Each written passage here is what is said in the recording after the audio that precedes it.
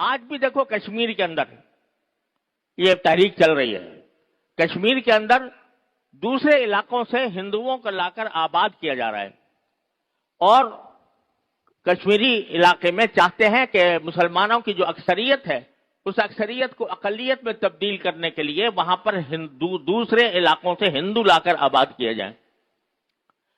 تو اس وقت ہم نے بھی فتویٰ دیا, میں نے بھی فتویٰ دیا اور وہ شائع ہوا پورے کشمیر کے اندر کہ مسلمانوں کے لیے جائز نہیں ہے کہ وہ اپنی زمینیں ہندوؤں کو فروخت کریں جو دوسرے علاقے سے آ کر آباد ہو. کیوں؟ اس لیے کہ اس کا مقصد اکثریت کو اقلیت بنانا اور اقلیت کو اکثریت میں تبدیل کرنا ہے. یہ منصوبہ جو ہے یہ شرعی اعتبار سے ہم نے کہا کہ لوگوں کے لیے جائز نہیں ہے کہ وہاں پر زمینیں بیچیں یہودیوں کو, ہندوؤں کو.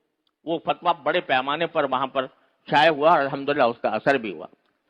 بہرحال اسرائیل نے پہلے تو زمینیں خریدنے کا سلسلہ شروع کیا اور افسوس ہے کہ بعض لوگوں نے اپنے ذاتی مفاد کی خاطر جب دیکھا کہ یہ بڑی بڑی قیمتیں دے کر خرید رہے ہیں تو لوگوں نے زمینیں بیچی ان کے ہاتھ.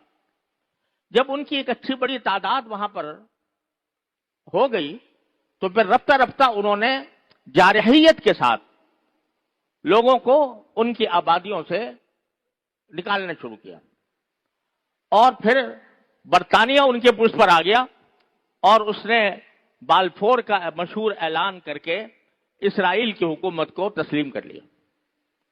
یہ بھی آج سے 75 سال پہلے کا واقعہ ہے اور اسی وقت جب پاکستان قائم ہو رہا تھا اسی سال اسرائیل کا بھی قیام عمل میں آ رہا تھا. اور جب پاکستان کے بانی قائد اعظم محمد علی جناح سے پوچھا گیا اسرائیل کے بارے میں تو انہوں نے یہ کہا کہ یہ مغربی طاقتوں کا حرام بچہ ہے, یعنی ناجائز بچہ ہے.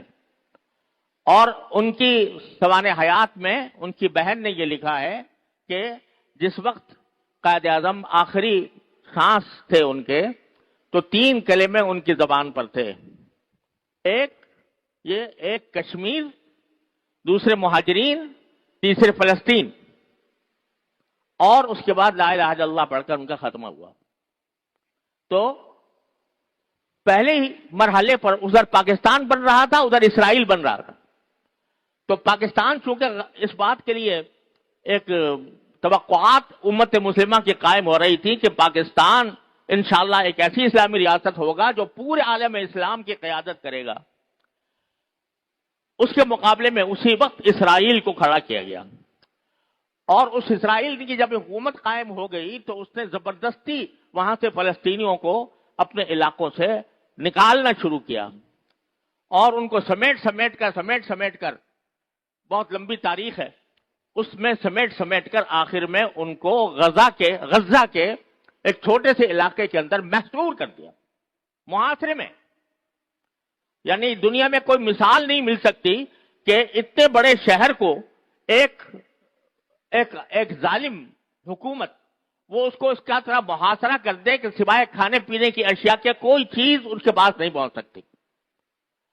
اور اس محاصرے کو سال گزر گئے.